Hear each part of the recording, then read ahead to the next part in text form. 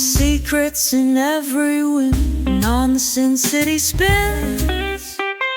The military wants your testosterone numbers, Nevada's governor wants you to know who he is, and Las Vegas just built the world's biggest In-N-Out. Slider, Drew, and Mental investigate with absolutely questionable judgment. Host with voices rich and cool. Share the secrets, break the rules. Martini wisdom. Hey, everybody. We are more unexpected than a Taco Bell-driven Cyparus diarrhea outbreak. Well, I mean, only if you get lettuce. True, all right?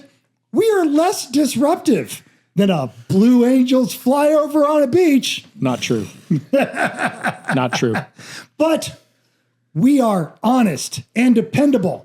Like the real Air Force One, you know, the blue one that you get on when your life's actually under threat, not some garish golden red pile of crap from a quasi-ally that was gifted to you and you know wouldn't stop a spitball attack. To my far right, it is Jason Slider LeDuc. In the middle, it is Drew Massour, and I am Christian Mental Ward, and we are Sin City Spin. Are you okay? Yeah. Do you have some stuff you want to talk about? I just thought it was hilarious. It's so much better a plane. It's the best plane ever. It's the greatest plane ever. It's free. It's free to taxpayers, except for the $2 billion to upgrade all the defense systems. And then someone points out, by the way, you know, you're flying in this part of the world, and there's these, country that you're at war with that may try to kill you. And he's like, I may need a real Air Force One. The crazy thing is he flew it in. Yeah. And it's not like the world was any different. No, but a reporter points out, and he's like, yeah, we're going to go show it to the troops. It makes one stop in England, and then, no. And that was my question is, how many, if you are a troop who got to see the new Air Force One at Mildenhall, please let us know, because as far as I know, not one troop got to see the new Air Force One at Mildenhall. Please tell me if I'm wrong. You would think there'd be some things on Instagram. I don't even need pictures. Just tell me. Just tell me you saw it. I'll believe you. We'll keep you anonymous. We'll keep you anonymous if you want. Yeah, I ran the Photoshop at Nellis for 3 years. We go to those things. This is Airman Duffy. Let's check out the new Air Force One. Totally, absolutely. And that was before Instagram. Yeah, you would have put that in the that would have gone to the base paper. Yes, totally. Yeah. You see. Back in the before times, before the gram, that newsletter that shows up in your inbox used to be printed. Back before the turn of the century. Now, I do want to say this because I'm a little annoyed with regards to that Blue Angels flyover. That's not the part that annoys me. You guys remember working for that one jerk? He was just all about appearances and polish, and then they would make a joke, and you didn't want to laugh, but damn it, the joke was funny. Yes. Unrelated. Secretary of War Pete Hegseth said regarding that Blue Angels flyover, which if you've not seen the video, they are investigating because he is really, really low. Like, how did you not crash low? And when he cranked on it, it threw umbrellas and people around on the beach. I just got caught up on this from Drew that this even happened. And was it one jet or was it a formation? They did the formation, and then one kind of comes over and cranks right on top of the beach and comes up. And it looks like he may have made a mistake. One kind of said, "Hey, Tower, this is Ghost Rider. Requesting flyby. Yeah. Negative Ghost Rider. The pattern is full." And damn it, Pete Hegseth tweeted out, "The air shows will continue until morale improves." And fuck, that's funny. Hey, I love air shows, so keep it up. Yeah, well done. You got to give it to him. I hope morale never improves because I love a good air show. And we were going to talk about Sequa, Peter. You know, the guy whose iPhone autocorrects private to public.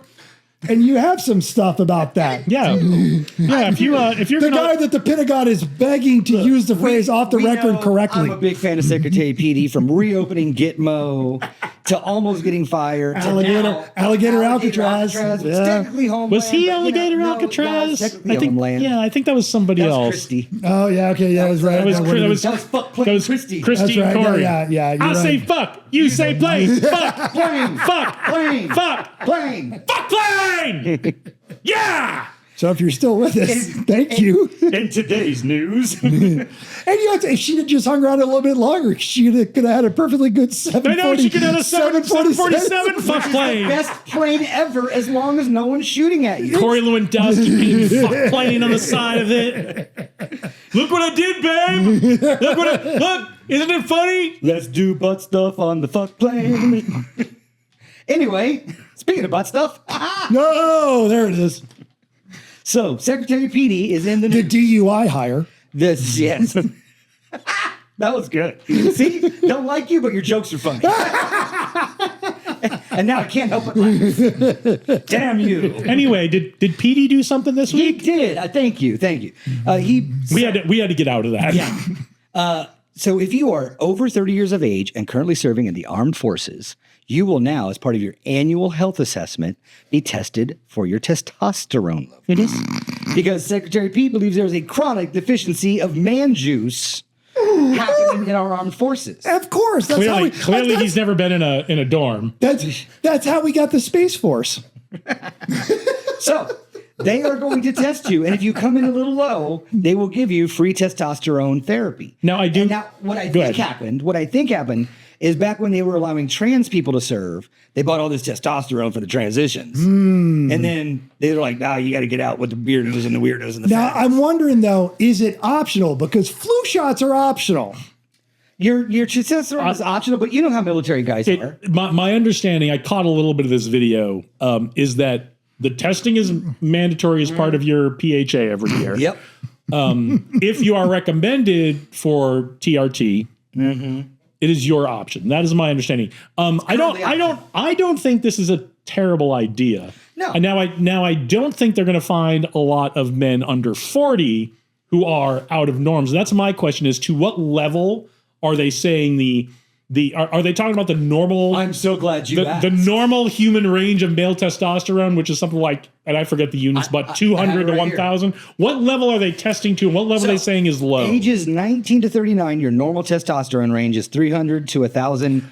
Okay. I wonder if also that's about what it is. Is it going to start showing up in promotion reports? Why his testosterone is in the 900s? Dude, you know military guys are competitive, right? What's your testosterone? What's your PT score? Well, your PT score factors into your promotions. Right? So what's your testosterone? I'm at 585. Dude, I maxed my testosterone. I'm at 195. 2017. Test max. Right? It's Too bad. maxing. Too bad your girlfriend was at my house last night. We talked about maxing last week. Right. This is what it is. It's PD's T-maxing now. Yeah, But exactly. no, so your maximum testosterone, but your girlfriend was at my place crying. if they're testing and the recommendations are based on kind of the normal male level of human testosterone, which is about 200 to 1,000. If you're below 300, you're on the low end and maybe you should have it. I don't think they're going to find a lot of men under 40, especially the military, who are maintaining their weight and fitness standards, who are going to be low. Above 40 might be a different story. I don't think it's bad to test on this. I don't think it's bad if people are showing up at the low end. Now, I think what you're going to find is that people's diet and exercise is really going to be the driver on this, like it is for most men. You're going to find it. I would love to see the correlation. Get that data, bro. I would love to see the correlation of people that don't do well in fitness tests and their testosterone. And here's the thing that they won't track, because they're going to do this wrong.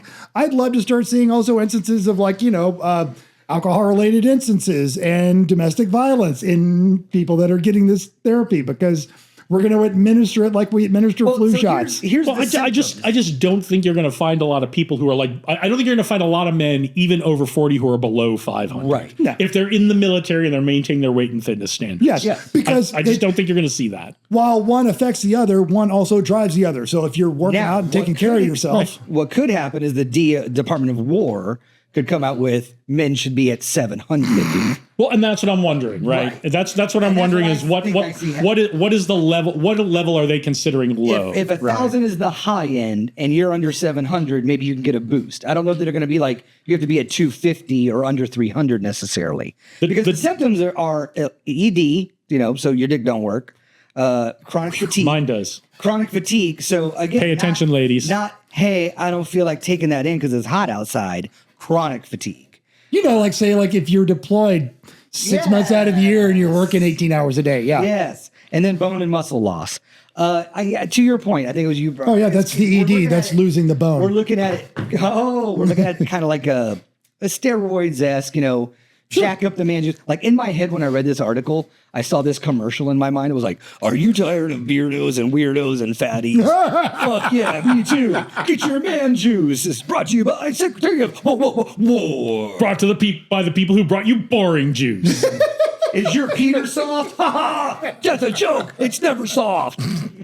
So yes, Yes, there are downsides to it. So I think A lot of medical issues. I think there are downsides to starting on TRT when you don't really need it either, right? Yes, that's what because my understanding is if you start on TRT, let's say we decide 700's the low end, not 500 or 300. And by we, he means not us. and the we're- guy who and we're believes in encouraging- radical transparency. Right, and we the collective royal we. And we want everyone at 700 or above, right? Well, that's great when they're on active duty and they're getting that shot every month, every other month, whatever it is. Well, if the program ever ends, because, budget cuts, now you've got a bunch of people who may not be able to maintain their testosterone Or levels, even at 200 or 300, Or because they've been doing deployed. TRT. You're deployed. Or you're deployed and you can't get it, or And- whatever it is, right? That's what they're gearing it up for, is for pre and post deployment and all that kind of stuff. And But that's dangerous too. Is like, okay, let's ramp up everybody's testosterone before they go deploy, and then when they come back, okay, we're not giving you the shots anymore. Right. Now You you're. bring them all, yeah. So I'm all for the testing. I think this is a great thing for men to know. I actually haven't had my testosterone tested. Every so often I think about doing it, and I'm like, my thing is I need to be able to. I need to get like my diet and exercise in Yes, control because that's the thing that's going to drive it for me. Not do I get right. I mean, if I had that under control. And then went and got tested, it was low. I was like, all right. But I think the issue for me is stop eating garbage. I am too skinny for Ozempic and too horny for testosterone. My thing Send is, your cards and letters, ladies. I don't think it's going to stop, like the guys in the office comparing their testosterone numbers. No. All right, well, What are you at? yeah, exactly. How long, and if he has not already released his testosterone numbers, then we know it's low. Like, what if? How long until PD releases his we all numbers? got tested Where and we're- I'm at this. We're at the range where 800 is high. I have a feeling if you asked him, he would tell you. Yeah.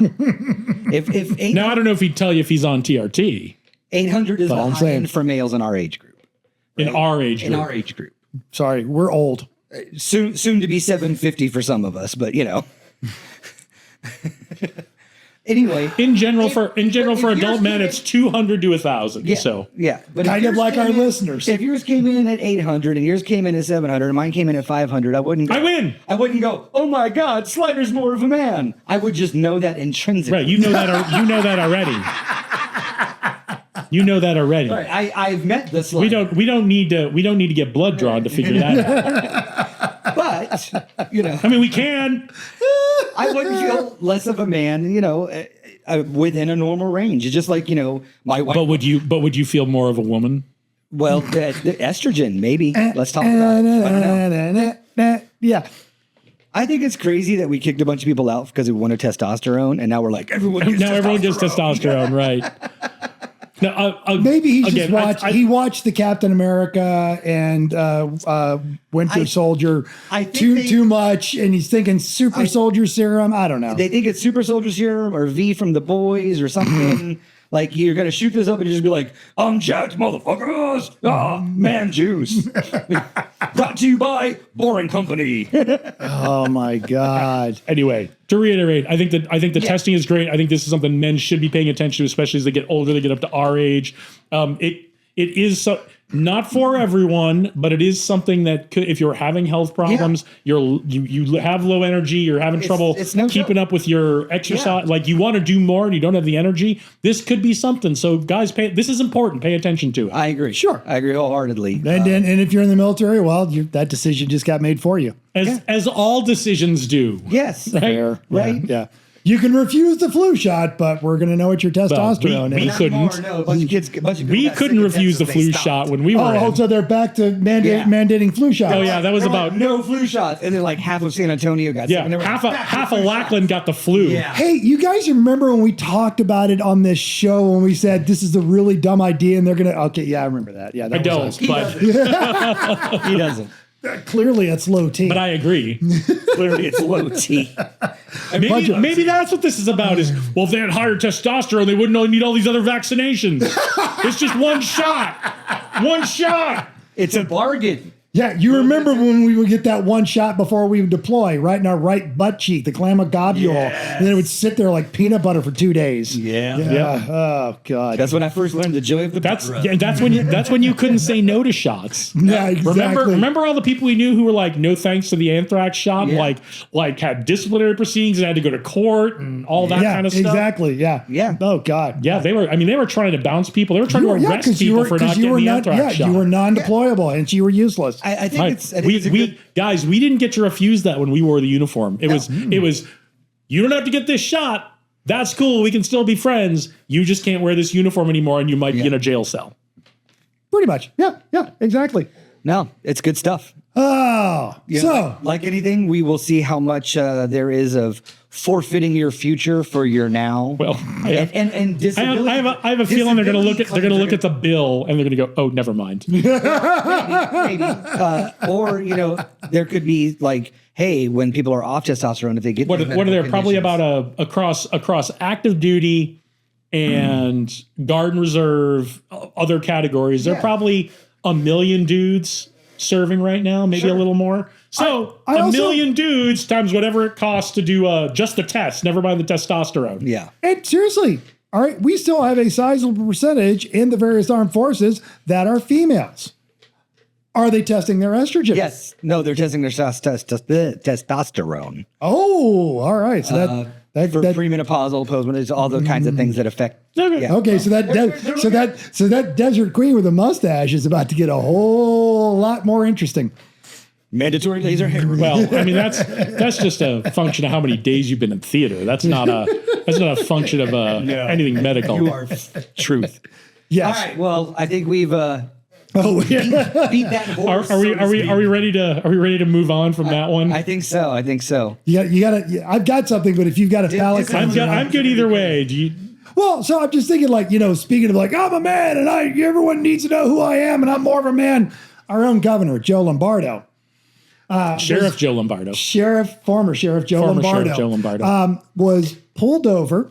They have the body cam footage. He was stopped for running a red light on a right turn, which the LVPD clearly admits consistently that this happens all the time, and they just kind of pull people over and go, stop doing it. Yeah. But as the officer is approaching and said, the reason I stopped you, he goes, but I'm Joe Lombardo. He just leads off with that. Now, do you guys remember in the 1990s when Tracy Morgan first came on Saturday Night Live and there was a sketch called Brian Fellows Safari Planet? I'm Brian Fellows. I'm Joe Lombardo. I've been thinking of that all week. The second I heard this story, I went, I'm Joe Lombardo. I'm Brian Fellows. I'm Joe Lombardo. I'm Brian Fellows. That goat has crazy eyes. Yeah, that goat shows in my dressing room. I'm going to kill it. So and now I'm going to go with, Joe Lombardo, not a jerk. I actually did vote for him because I liked him better than the other guy that was on the ticket.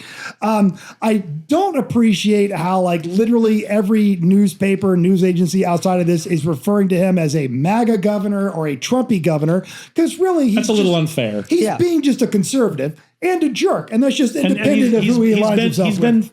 He's been fairly independent of the pressure coming from Washington. And he is leaning hard into fixing our education system, like actually doing so. So I don't like all that Trumpy stuff on this.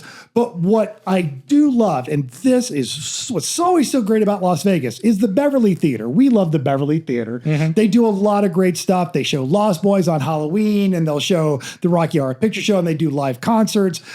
So one day, yesterday, if you would have showed up and you said, I'm Joe Lombardo, you got a free ticket. You got a free ticket. They got you out of the ticket, and that is just my favorite Vegas. my favorite part of the whole thing. And again, I think this is I don't think any elected official should do this, right? No.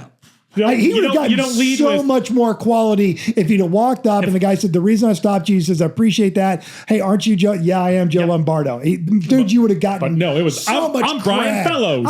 I'm Joe Lombardo. But the best part about it, do you know what the cop said back to him? I know. He said, "I'm Joe Lombardo," and he said, "I'm aware." Yep. Yeah, because good cop. And you know what? The cop also went, "This instantly has become more hassle than it is worth. You have a good day, sir. I'm out." I have zero issue that the cop let him slide on a. No, on 'cause he on let- kind of they a- let- it was a rolling stop through a red light. Which, they let normal people which slide on that I've all the done, time. I've done today. Yeah. So no, I have zero Traffic enforcement issue in with this the city result. is not heavy-handed at all. I think, and maybe it comes from our military background, or we're taught from the very beginning, this uniform is sacred. You don't abuse this for personal gain. All that. Maybe that's where that comes from. But I guess I could put it this way: had it been me, had I been the governor of this state, and I'd been pulled over for that, I would have kept my mouth shut until I handed him the license. Yes. And then if he said, "Oh, are you that Brian Fellows?" I would have gone, yes, I am, but go ahead. What? Yeah, seriously. You pulled me over. Like, let's just, you do what you need to do because, I respect your job. I honestly would have loved it if the cop would have gone, "Good day, Governor." Maybe he did. That wasn't in the paper, but That would have been really, really funny. tip of the hat to you, Governor. So again, props to the law enforcement officer for just going, "You know what, this is not worth the hassle on there." And I say that as someone who weasels out of more tickets than he gets, and I've got a heavy foot. I get stopped more than I should. So You know the answer is to say, "I'm Brian Fellows." The whole thing is get out of the car, sir. And he's just going to stun me on what makes principle. it funny to me is, again, there was no reason to say it. The fact that the governor is going to come out soon, Yeah. or Yeah. be the governor. Like, where's your driver, man? And that's the other thing I appreciate. Fair, right? What's the point of being the governor if you get to drive yourself around? And you know what? And Walmart, Right, get yourself one of those monocles and top hat like the Monopoly guy. Nah. You're Joe Lombardo. You opened the first children's hospital in Nevada, and you were working on our teachers. You know what he drives? F-150. Good on you for that one, Joe. I wish he'd have been a little. Does he wear a monocle and a top hat when he He does drives not. it? I wish it had been a little more cool. Maybe he should. But I appreciate your humility. Right. Okay, so we're agreed. Result was fine. Maybe could have been handled differently. I just feel like it was, And go to the Beverly Theater when you're in Las Vegas because clearly they have a sense of humor. You remember Good about idea. 10 years ago when the phrase, "I'm kind of a big deal." Remember that was big? I don't know if I you would've- remember, but I'm kind of a big deal. I would have actually loved if he'd have said that. Do you know why? Do you know why I stopped you? And he's like, "Sure, yeah, that," and then hand him the license and then go, "I'm kind of a big deal." Dude, that would have been And the hilarious. follow on. Do you know why? Do you know why I stopped you? I just assumed you wanted an autograph. Yeah, he could have handled it funnier too. Yeah, That's true. He could have handled it funnier, and we also would have accepted that. Yes, yeah. Always. Funny always works. Funny always works. I'm Brian Fellows. No, you're Snyder. I'm Brian Fellows. Get out of the car, sir. You got a crazy beard, goat. Leroy Jenkins. Last one, I promise. All right. You know I Lying. won't. You know I He's won't. Lying. All right, hey, you guys like stuff that's the biggest in the world, right? Always. Yeah. Yeah. Whether we're talking about testosterone or F-150 I had to trucks. stop that joke as I started to say it because I've met your mother and it just was not going to land. Yeah, no, good call. Yeah. Good call. Someone calls. By the way, mom's out of it. tell her I said hi. But yeah. Yeah, good call. Biggest stuff in the Anyway, world. Did you know that last month the world's largest In-N-Out burger opened on the Las Vegas Strip across from the Aria? I did did. not.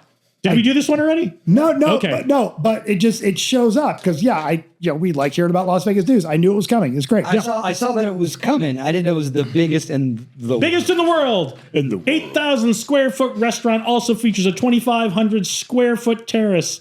Seating for 170 guests, outdoor patio for another 50. So expected to employ 70 workers. Just in time They're for it to be all 110 they're all making a wage of degrees. $18.25 per hour. So which is pretty decent for fast food around here. In-N-Out pays well. Yes. And they give scholarships. In-N-Out was founded in 1948 by Harry and Esther Snyder in Baldwin Park as California's first drive-through hamburger stand. Yes. Remains owned and operated by the Snyder's granddaughter, Lindsay. That's Lynsi. And they do not franchise. All the stores are company-owned. Yes. One of the things that held their expansion up for the longest time is they also do not freeze their food. Right. So everything had to be within a day's drive of their warehouse in Los Angeles. And then when they opened the warehouse in Texas, they were able to begin expanding into Colorado, Texas, Oklahoma, that sort of thing. They pay their employees a good wage. They actually, if they hire students and the student says, I'm not available on these days and these days because I have class, the manager just doesn't schedule them for that day. They've been known that they have scholarship programs, they have career opportunities. And that's why whenever someone starts talking about how rude teenagers are, I'm like, go down to the In-N-Out Burger. Talk to the kid behind the counter. Oh, yeah. It's like the 1950s. It literally is like stepping back in time. If you've never been to an In-N-Out, it's like stepping back in time. Absolutely. They still, but like the potato thing to make the fries, the hand cranked potato thing, still fantastic. Terrible story. I'm going to take too long. It's worth telling because That's okay. All my facts are done. But my question for you guys was, are you the one who doesn't like In-N-Out? Someone we know doesn't like In-N-Out. It's not my favorite. Because that was my question. What is your In-N-Out order when you go? Double. And if I'm trying to be all tough about carbs, I do it protein style. Okay, so you get the lettuce wrap. Oh, that's Correct. that's the animal styles and all the styles. The secret menu. Exactly. You can do a quadruple. You can do a five-pole. They'll do it for you. They'll do it. You just got to pay for it. I'm more of a Sonic guy. And I like Sonic, but I appreciate In-N-Out food wise, and then also as a person with a background and an interest in human resource management, In-N-Out kills it. Yep. They are just. I am very boring in In-N-Out. It's usually a double combo, although sometimes I will get a shake instead of a Coke. Ooh, living large, especially now when it's really hot. So you had a story. 2000, and I got to do the math on this one. So roughly, let's go with 15 years ago. I am here. Not drinking milk. Nope. I am here for a weapons school integration phase. Visit. I am deployed. I'm not deployed. I'm TDY here, and I'm flying, and I am working with the weapons undergraduate guy, and they're going through. And as you know, the command and control function of the weapons, we know it's the last one, and we know it ends before everyone else does. Like we are the ones who call, knock it off. Immediately, the weapons officer hands me the keys to his car, a $100 bill, and a sticky note with orders for him and 3 of his guys. Would you please go to In-N-Out Burger and get us this? And it's the one right down from base, Craig Road. It's a Thursday night. I get in his car. I drive down there. I pull in. There are like 3 cars in the parking lot. There's 2 people ahead of me who walk in the door, and there's no one in the drive-thru. 3 girls are working the In-N-Out Burger. But the exercise just ended. Within the 15 minutes that I'm there, the drive-thru is now wrapped around out onto Craig Road. The parking lot is full, and the line goes out the door, and there's still only 3 girls working, and one of them is pregnant. Yeah. They don't complain one bit. One of them immediately comes out and starts doing the potato thing, making the fries. They got it. They've got a system. They've got it organized. They're moving, and it's all military people. So they're all like, "Oh man, there's only 3 girls. Okay, yeah, no." And like someone else comes in and goes, "What's up?" "Oh, there's only 3 girls." "Oh man, there's only 3 girls. That sucks." And everyone's being nice and everyone's being polite. And I take the time when Did you get behind the counter and help them? I did not. But when I get back, that would be a very mental thing to do. Yeah. I get back to Oklahoma, and I do take the time. I go on the In-N-Out Burger website, and I tell that exact story. 2 days later, I get a reply from the In-N-Out head of human resources. Oh. And not from Lindsay. Not from Lindsay, but Lindsay's cool. And they says, "Thank you so much for sharing that story. Yes, one of the young ladies was pregnant. We went there to that In-N-Out Burger, provided all of them with bonuses and a raise and a couple of paid days off. We love hearing these kinds of stories. Thank you for your service." That's awesome. That's who In-N-Out is. So I'm glad that they have the largest In-N-Out here in Las Vegas. A really great experience from top to bottom. Even when it's super busy, like if you go at lunchtime, or you go at 2 in the morning when like bars are closed. And I mean, not so much here. because it's after like 10 p.m. It's always busy here. But no, we've hit the one up the street from my house, and there's usually a line wrapped around it. But it's it's always, I think it's always worth it to go in, stand in line, just again, because it's like going back to the 1950s and they're always clean. Taking the ambience. Everyone's cool. Everyone's like there are people who are sometimes waiting there for like half an hour for food, and no one gets mad. No one.